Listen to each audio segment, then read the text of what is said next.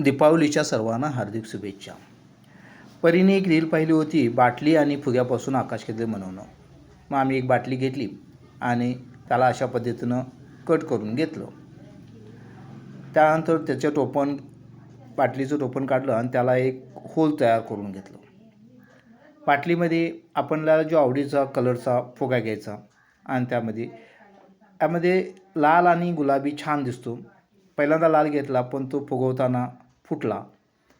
मग आम्ही गुलाबी फुगा घेतला आणि तो फुगवण्याचा प्रयत्न केला. पंप नव्हता, त्यामुळं तोंडानंच फुगवला. फुगवल्यानंतर हळूहळू त्याचं सुंदर असं आकाशकंदीलमध्ये रूपांतर झालं. मग त्या फुग्याला आम्ही गाठ मारली. गाठ मारून त्याला एक दोरा बांधला आणि तो दोरा बाटलीच्या टोपणाच्या होलमधून बाहेर काढून घेतला आणि ते टोपण त्या बाटलीला लावलं आणि असा एक सुंदर आकाशकंदील तयार झाला. मित्रांनो, तुम्ही पण ट्राय करून बघा आणि पेजला फॉलो आणि लाईक करा.